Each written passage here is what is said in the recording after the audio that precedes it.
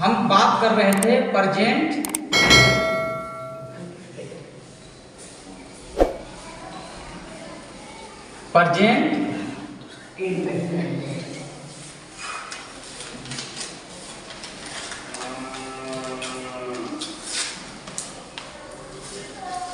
Tense. यही ना, हम बात क्या कर रहे थे? Present indefinite tense. इसका दूसरा नाम आप लोग बता सकते हैं? Simple present tense. आप लोग हिंदी में बता सकते हैं? सामान्य वर्तमान काल। ये हो गया इंडेफिनिट, जिसको क्या बोलते हैं? सिंपल, है ना। प्रेजेंट तो आ गया, टेंस तो आ गया। प्रेजेंट इंडेफिनिट टेंस, उसका दूसरा रूप क्या है? Simple present tense. उसको हम अपने ही भाषा में समझेंगे सामान्य वर्तमान काल, जिसमें आम बातचीत हो, जिसमें किसी तरह का नोक-झोंक ना हो।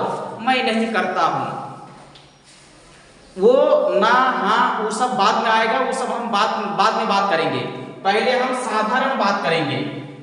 तो जब साधारण बात करेंगे तो कोई ना कोई हमारा जो है, कोई भी चीज हम बनाते हैं तो हर एक का एक पैटर्न होता है ना। जैसे हम गाड़ी चलाते हैं, डायरेक्ट 4 गियर हम लगा नहीं सकते। पहले 1 गियर लगाना होता है, फिर दूसरा, फिर तीसरा। तो गाड़ी चलाने का एक हमारा पैटर्न है, ये कायदा है। अगर हम कायदे से नहीं चलेंगे, पैटर्न को फॉलो नहीं करेंगे, तो हम गाड़ी चला नहीं पाएंगे। सेम इसी तरह का कंडीशन आपको हर फील्ड में मिलेगा। तो आप टीचिंग फील्ड में, एजुकेशन फील्ड में जब आप टेंस के परिभाषा में घुसे हैं, तो उसमें जो है आपका प्रेजेंट इंडेफिनिट टेंस जो है, तो इसका बनाने का पैटर्न क्या है, इसका कायदा क्या है, हम इसको कैसे समझेंगे, इसके अनुवाद को हम कैसे आगे लेकर के जाएंगे, इंग्लिश में ट्रांसलेट कैसे करेंगे, उसका पैटर्न क्या है। पैटर्न हमने आपको बताया था दूसरे एपिसोड में। फिर एक बार आप लोग देख लें पैटर्न, यानी क्या? कायदा। बनाने का कायदा क्या है, उसका पैटर्न क्या है। तो सबसे पहले आता है क्या? सब्जेक्ट। क्या है? सब्जेक्ट। सब्जेक्ट बोले तो जो काम कर रहा है। अगर हम उसको मदरसा लैंग्वेज में, अरबी या उर्दू लैंग्वेज में अगर हम इसको समझेंगे, जिसको हम क्या कहते हैं? फाइल, है ना। उसके बाद सब्जेक्ट के बाद क्या आएगा? फेल आएगा, जिसको वर्ब कहते हैं, है ना। कौन सा वर्ब आएगा? वर्ब 1 आएगा। वर्ब 1 आएगा, जिसको हम अपने परिभाषा में क्या समझते हैं? फेल, यानी जिसको काम बोलते हैं, है ना। उसके बाद अगर मफूल है या ऑब्जेक्ट है, ऑब्जेक्ट है तो ऑब्जेक्ट लगाएंगे, नहीं है तो नहीं लगाएंगे, जिसको अपने परिभाषा में क्या समझते हैं? मफऊल।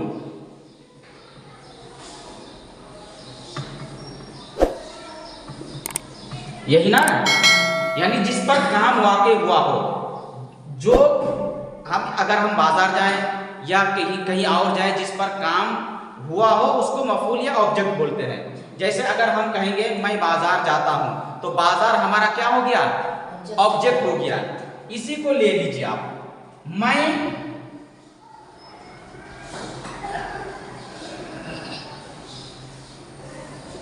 बाजार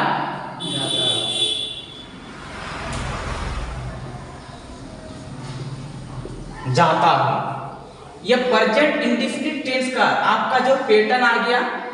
अब पैटर्न के ही रूप में, पैटर्न को आपको सामने रखते हुए ये आपको ट्रांसलेट करना होगा इंग्लिश में। मैं बाजार जाता हूं। अब पैटर्न पहले देखिए, पैटर्न क्या है? सबसे पहले सब्जेक्ट है। मैं बाजार जाता हूं में पहले आप सब्जेक्ट को लीजिए। सब्जेक्ट आपका क्या है? आई, यानी मैं। आई नहीं, पहले मैं बोलिए। मैं क्या है? सब्जेक्ट है। अब उसका इंग्लिश इंग्लिश लेकर के आइए। इंग्लिश क्या है? आई। सब्जेक्ट लेकर के आ गए, मैं आ गया। सब्जेक्ट के बाद क्या है? देखिए मैं आराम से इसको बना सकता हूं बेगर कायदा कुल्लिया के, मेरे दिमाग में है, कोई भी बच्चा सोच सकता है। लेकिन कोई सा भी आप उसको पैटर्न से बाहर अगर आप सोचेंगे तो ये आपका भूल है। कभी आप कर सकते हैं, कभी आप नहीं कर सकते हैं, लेकिन पैटर्न को सामने रख करके अगर आप करेंगे तो कोई सा भी सेंटेंस, कोई सा भी आप जो है जुमला बना सकते हैं इजीली तौर पर। सब्जेक्ट आ गया, अब हमको क्या लेकर के आना है? वर्ब वन लेकर के आना है। यहां पर वर्ब क्या है? काम क्या है? जाना है। जाना का इंग्लिश क्या है? गो। गो का वर्ब वन गो ही है। आई गो, वर्ब वन आ गया। मैं जाता हूं, कहां जाता हूं? बाजार जाता हूं। तो इंग्लिश में जो है हेल्पिंग वर्ब किसी काम के एंड को बताने के लिए टू आता है, टी ओ। अगर आप अरबी में बात करेंगे किसी काम के एंड को बताने के लिए तो वहां पर एला लगाते हैं। तक, मैं वहां तक गया, यानी वहां तक मेरा काम एंड हो गया। मैं बाजार तक गया, किसी काम के एंड को बताने के लिए इंग्लिश में टू आता है और अरबी में एला आता है। तो मैं जाता हूं, कहां जाता हूं? मैं यहां पर डायरेक्ट मार्केट कर सकता हूं, मार्केट कर सकता, आई गो मार्केट। मैं बाजार जाता हूं, क्या बाजार जाता हूं? जुमले की खूबसूरती के लिए और काम के एंड को बताने के लिए हेल्पिंग वर्ब, इसको क्या बोलते हैं? हेल्पिंग वर्ब टू लेकर के आते हैं। ये टू जो है काम के एंड को, जगह के एंड को बताता है कि मैं उससे आगे और नहीं गया, मैं वहीं तक गया। आई गो टू मार्केट, मैं बाजार जाता हूं। मैं क्या हूं? बाजार जाता हूं। अच्छा, उसके बाद हम प्रेजेंट इंडेफिनिट टेंस को समझेंगे कैसे कि ये प्रेजेंट इंडेफिनिट टेंस है। हर एक चीज का एक पहचान होता है कि नहीं होता है ना? मेरी एक पहचान है, फला आदमी का कोई एक अलग पहचान है, फला आदमी का नाम ये है। तो आदमी के पहचान के लिए उसका नाम बोलना पड़ता है, उसका नाम रखना पड़ता है, होता है कि नहीं? फला जगह है, फला जगह है, तो वो जगह की पहचान के लिए वो जगह का नाम रखा है, यही ना? तो प्रेजेंट इंडेफिनिट टेंस की पहचान क्या है, हम उसको कैसे समझेंगे? ये प्रेजेंट इंडेफिनिट टेंस है। पहचान ये लिख लीजिए, पहचान। प्रेजेंट इंडेफिनिट टेंस को हम कैसे पहचानेंगे कि ये सिंपल प्रेजेंट टेंस है, ये प्रेजेंट इंडेफिनिट टेंस है?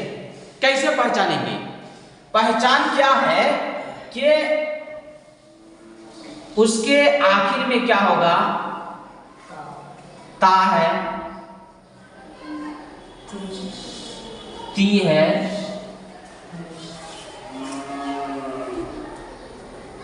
ते हैं, ता हूं, ती हूं,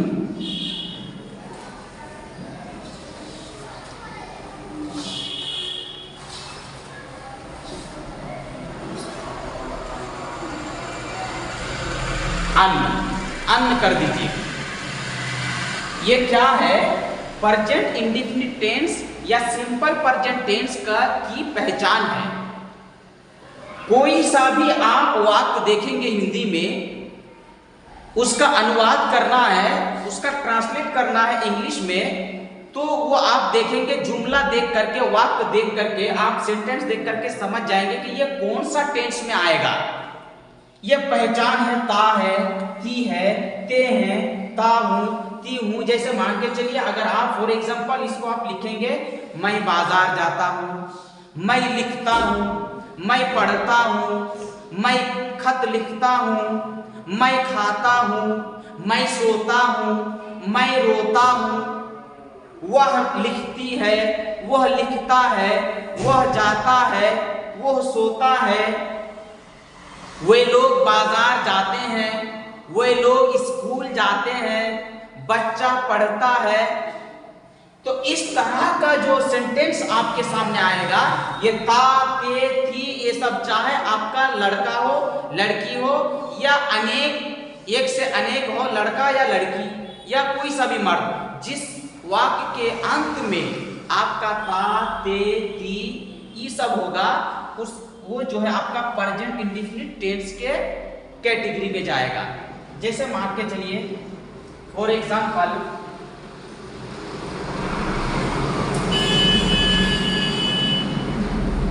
मैं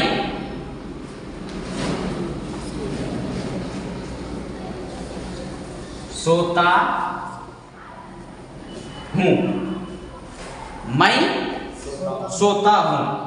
देखिए आप पैटर्न देखिए, सब्जेक्ट क्या है, पहले आपको सब्जेक्ट लेके आना है, सब्जेक्ट मैं, उसका इंग्लिश आई, मैं सोता हूं, सब्जेक्ट के बाद वर्ब,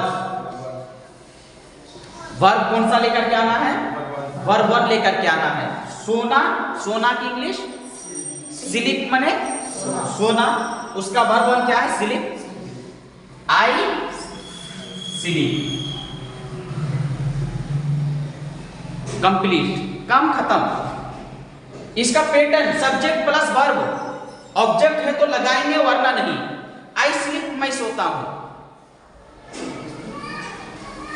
अच्छा, उसके बाद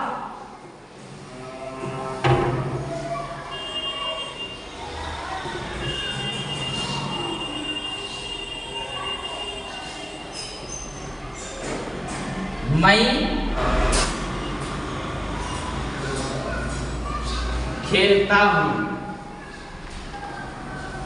मैं खेलता हूं, सब्जेक्ट आई, खेलना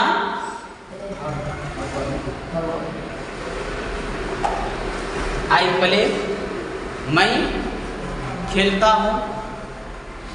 इसके बाद और कंडीशन है इसमें जुमला बनाने में, सेंटेंस बनाने में, वो हम चौथे एपिसोड में बताएंगे कि वो कैसे बनेगा। जैसे ती है जो आपका इसमें फीमेल आ जाएगा, इसी तरीके से आपका जो है प्लूरल आएगा, तो उसमें हम सेंटेंस थोड़ा चेंज करके बनाते हैं, उसका भी एक पैटर्न है। उस चीज को हम इंशाल्लाह चौथे एपिसोड में समझाएंगे। उसके बाद फिर हम प्रेजेंट इंडेफिनिट टेंस की बात करेंगे, ठीक है।